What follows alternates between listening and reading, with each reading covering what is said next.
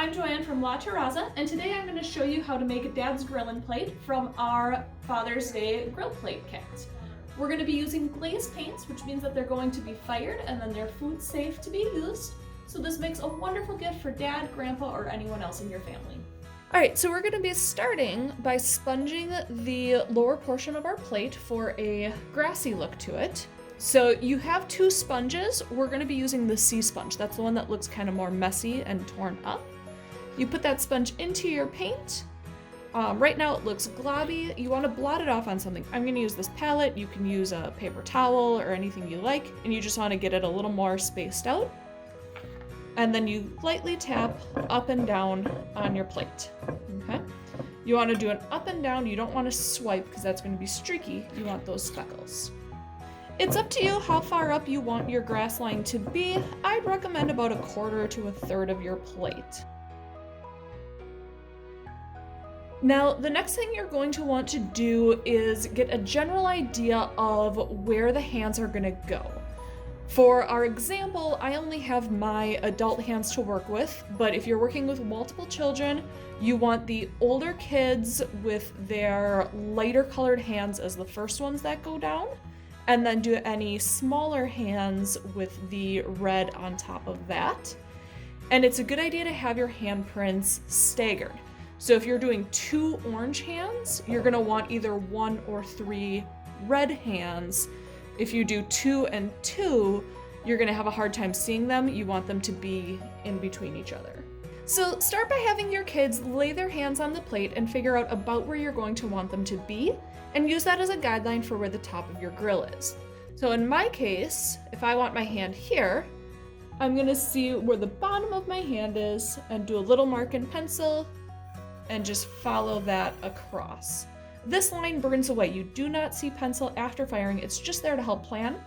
And now when all of the kids lay their hands down, they know that the bottom of their hand should be just above that line. So you have a nice guideline to go from. We're gonna do our orange hands first because they're the lighter of the 2 colors. We're doing orange and red today. So we're gonna start with the orange. You load up your wedge sponge with paint and you wanna tap it on. And you wanna refill fairly frequently. The paint should be thick on the hand, just smoothing out any globs. Make sure you go all the way up to the fingertips. After your hand is coated, go ahead and just give it a second quick coat. So you're gonna take the hand, kind of hover it in position, and then press it straight down. Once it's on the plate, do not move. You wanna make sure you press down the middle of your hand. You should feel like a little air bubble kind of squeak out there. And then on the fingers, you wanna press each one with just a slight wiggle. Not enough to move the finger, you're just kind of getting the sides of the finger to touch a little bit more. And then lift straight up. With younger kids, you might not have as much time to cover everything. You might just need to cover their hand and press. If you're working with a really little kid, sometimes doing footprints can be a lot easier.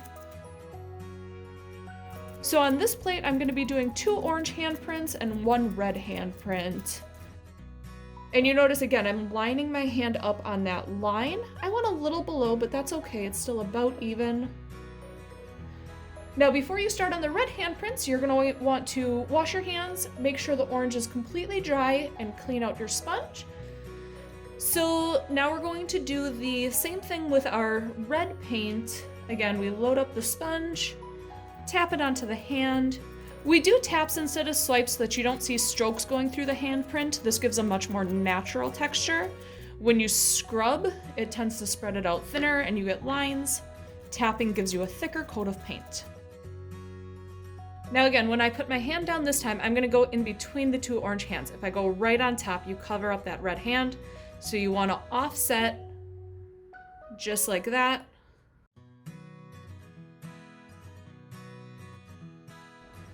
Now again, we need to make sure this red is dry before we start our grill. So now that our fire handprints are dry, we're going to sketch our grill on. So we're gonna do that by drawing a long, skinny oval. Pencil burns away when it fires, so it's okay if I overlap my hands. And I want that oval to kind of go up to the line that I had before.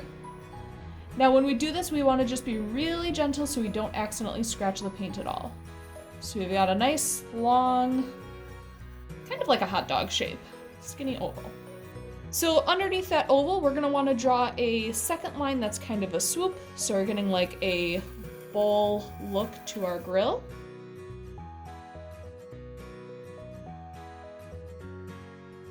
And now we need to add legs to our grill. So we're gonna do a line going down from the middle. And then you wanna kind of go off to the side. If your lines all come from right down there, it's not gonna look like it's balancing. But if you divide this about in half and do another line coming off of there, it'll look a bit more reasonable. And then you can connect those legs. Again, if this is at an angle, kind of match that line of the bowl so it kind of angles with it. It'll give it a little more dimension. And now we just need to draw some lines going across our grill. Again, being very gentle on those handprints. The pencil's not going to show up, but if you scratch them, that will show. So there we go. We have our grill shape drawn in. Now we're also going to want to add some writing. So in this case, I'm going to be writing Dad's Grillin' Plate. Now you can try to center the writing, and we actually have another video that's going to touch on that. But in this case, I'm going to do it off-center on purpose because I think it adds a little more fun to the plate. So I'm going to start over here. If these were different children's handprints, it's nice to add their initials in between fingers or maybe below the hand, above the hand. And I'm going to include the year. So now I am ready to start tracing all of my writing and the grill in black. When you are doing your writing, you want enough paint on the brush that you don't need to press very hard. It should kind of slide. And you want to aim for nice long brush strokes as opposed to multiple short brush strokes.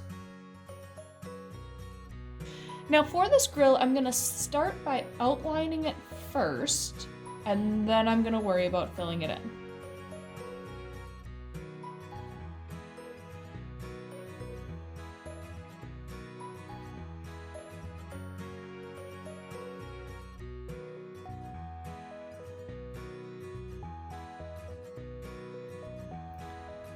Now, for the top of the grill, you have a choice to make. Some people will paint the entire top of the grill, so they'll trace all along this line that goes over the hands and come through on the other side. In this example, I'm going to leave those hands uncovered. So when I do these lines as well, I'm just going to take them up to the handprints, just like that.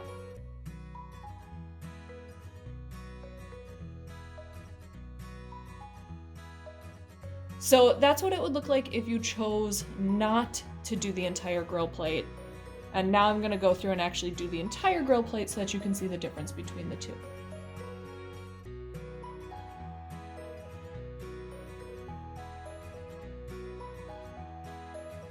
So those are your options. You can do your lines solid, you can leave them not painted on the hands at all, or you can split the difference and do choppy.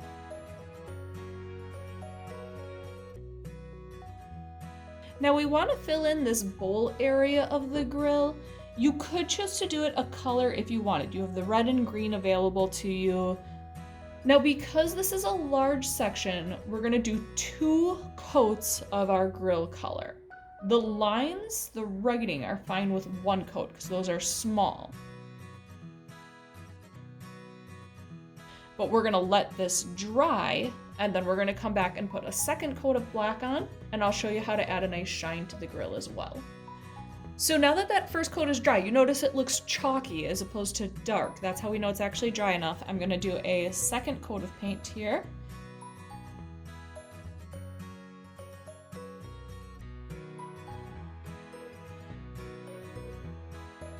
Alright, I'm just going to clean my brush out quick, and now when it's still wet, I'm actually going to use some of this white paint, and I'm going to add a little shine to the grill. So how I'm going to do that is I'm going to use the back end of my brush and dip it into the white, and I'm going to do a white polka dot towards the corner here. So I'm gonna use the other end of my brush and I'm gonna create a little swoopy line, kind of like a semicolon or a lowercase I. And you notice a little bit of the black is mixing into it. That's actually what I'm going for, because in this case I want it to blend together a little bit. So usually just on the one side is good. If you want to add a little mark to the other side, you can. I would avoid making them perfectly symmetrical though. You want maybe one longer than the other, or in this case I left one without a dot. That just helps give a little more depth to our grill, give it a nice shine so you can tell it's a nice shiny grill. So there we go, we've created a wonderful grilling plate for dad, grandpa, uncle, or whoever else in your family with a precious keepsake of our children's hands on it.